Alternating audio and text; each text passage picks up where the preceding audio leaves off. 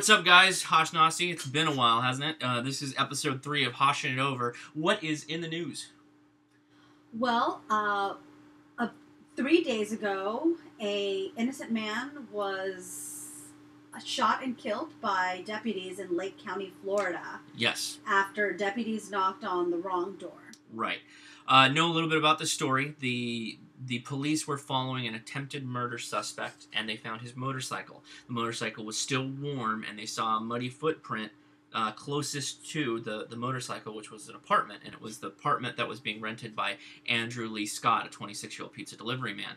At some point, the deputies knocked on the door, not announcing who they are, just knocking on the door. And I believe that there was either some questions asked or something along those lines, but at some point, this is the deputy statement, the door was flung open and they found themselves at the end of a pointed gun being held by Andrew Lee Scott. The deputies then, in fear for their life, again, their statement, opened fire and killed him.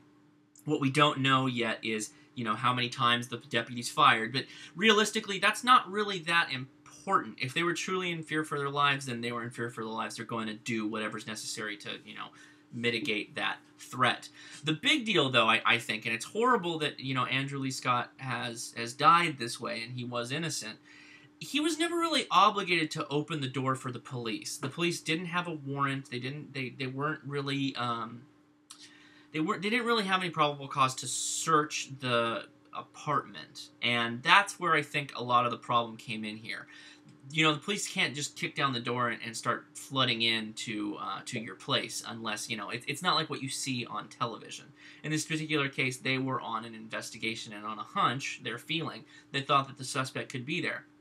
So, sadly, we don't know enough about it, and really that's the problem, isn't it? It's similar to what's happening with the George Zimmerman cases. You have one person's statement, in this case, the statement of 3 deputies against somebody that's passed away. And it may be completely true that Andrew Lee whipped the gun out, startled everybody, and it was a shootout, or it could be something different, but we'll never really know because we're not going to hear his side of the story, will we? What would you have done? I wouldn't have opened the door. Actually, I would have stepped away from the door, and I would have immediately called the police. I would have been armed. I would have immediately called the police, and I would have asked if the officers in question were actually the ones that were at the door. No, so he didn't know it was police. That's right. He didn't know it was police. Okay, I'm sorry. Let me take that back. What would I do? I wouldn't open the door.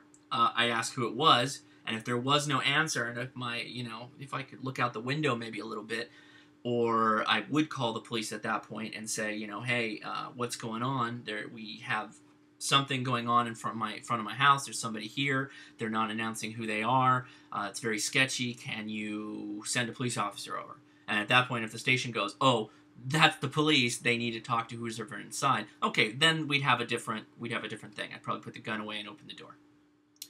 Would I go outside? No. Would I don't know. I'm not sure I'd go. I'm not sure. Because it's 1:30 in the morning. I don't have a warm and fuzzy feeling either way when somebody comes to the house at 1:30 in the morning. Well, for the record, the sheriff has defended the actions of his deputy and said he had no choice when Scott answered the door with a gun. Right. But the family has now retained an attorney. Right. So they haven't decided whether or not they will be pursuing wrongful death charges against the deputy. Yeah. But it looks like that's on the table. Yeah, it's on the table. Yep, that's a bummer. So in another, maybe more biased story, a police officer has a helmet cam in, let me see what city this is. Okay, so I'll just read what the exchange looks like. Okay. The Blaze has a transcript. I guess there was a helmet cam involved, so there's an actual transcript. A helmet cam that the police officer was wearing? So he was a motorcycle cop. Oh, no. The rider was wearing the helmet cam. Is this the bicycle thing? Yes. Okay. All right. It's in Dallas. Yeah. A deputy sheriff pulled over a rider with a helmet cam for no other reason than the fact that he had a helmet cam, and then told the rider he will be taking his helmet. So this is the transcript. Over Memorial Day weekend, Westbrook pulled over rider Chris Moore who was with a larger group of about 50 to 100 riders. Why? Not for speeding or failing to yield. Instead, Westbrook noticed Moore was wearing a helmet cam. Oh, this is a transcript from The Blaze, not a transcript of what actually happened. Oh. Okay. He wanted to see what was on it. Naturally, Moore's camera was rolling, and he picked up the exchange. I take that back. It is an exchange. Okay. So, Moore says, was I doing something wrong? What am I being pulled over for? Right. Westbrook says, the whole group of you guys. Moore, no, I was not individually. How can you pull me over? Westbrook, the reason you're being pulled over is because I'm going to take your camera and we're going to use it as evidence of the crimes that have been committed by the other bikers. Ah, okay. Moore, I have not committed any crimes and you cannot take my personal property from me, sir. Westbrook, that's fine. Need to see your license and registration. Eventually, Westbrook returns, and when he does, he has a reason. Westbrook, you're under arrest for your license plate being obstructed. Place your hands. Wait. License plate? On what? On his bike. You have to have a license plate in Texas? Don't you have to have a license plate on any bike? Is it a motorcycle ride? Yeah. Oh, I thought you meant bicycle ride. A motorcycle ride. Well, let me see. Okay, yeah. Cops get motorcycle riders with the obstructed plates thing all the time. Some of them even hassle them when they have it vertical instead of horizontal. That happens a lot, particularly in California. And it's a motorcycle, right? A motorcycle ride? Okay. A lot of things here. A lot of things. When I said rider, I just assumed that... Well, yeah, but I ride my bike, so I assume... But nobody would call you a rider. They would call you a cyclist. Okay, whatever. Anyway, sorry, my bad. Okay. So, a couple things. I had my bicycle helmet on instead of my motorcycle helmet on for this one. So, let me get something out of the way first and foremost, because now I'm thinking about the bicycle thing. If you get pulled over and you're on a bicycle, I don't believe, now this is your states, will be different, but you don't necessarily have to give your ID unless you are in suspicion of committing a crime. You don't have to announce who you are, you don't have to provide any details that way. Arizona might be different, but I'm pretty sure they have to have probable cause that you are committing a crime. Anyway, okay. So now let's talk about the ride. So many things. Moore says, are you kidding me, dude? Westbrook says, place your hands behind your back. Yeah. Eventually, Westbrook tells Moore to shut up and seems to slam him on the hood of the squad car. Yep. Moore continues to utter responses in disbelief, and Westbrook goes on to try to remove the helmet cam, which leads to a small altercation. A frustrated Westbrook eventually shoves Moore in the car and slams the door. After the incident, Moore spent 8 hours in jail. Wow. As promised from the beginning. The video from his camera was turned over to the gang unit as evidence. It's unclear how then Moore is able to release his own version of the footage. Interesting. There's actually video. So somebody else had We'll link to the video. Can you pause it real fast? Yeah. Hey, what's up? Okay, so I'm back after watching that video, and I'll link it in the description. And that sent me on a little kind of search for things related to cameras. Now, it's always been my understanding that you're allowed, as long as it's a public... bless you. As long as it's a public place, to record police officers, even if they're in the act of arresting someone, detaining someone, blah, blah, blah. Now, there is an interesting quote from this PCWorld.com article that I think is pretty funny, but that's PC World. The question is, what should you do if an officer stops you from taking pictures or shooting footage? So, real quick, the comment the police officer made that he's going to confiscate the camera, and they were filming on a GoPro, and use the media there to as evidence against the people he was riding with.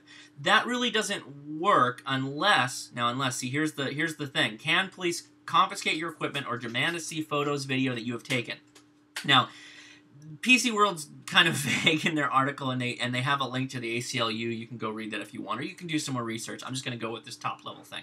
And the answer is, in certain circumstances, in general, unless the camera was used in a crime, such as child pornography or upskirting was the other example, police officers need a warrant to seize your equipment or to view pictures or video. However, and here's the big however, courts may approve the seizure of a camera in some instances where police have reasonable good faith belief that a contains evidence of a crime by someone other than the police themselves. So, if it contains, basically, the owner of the camera, right? The legal owner of the camera, the guy that was riding a bike with his buddies.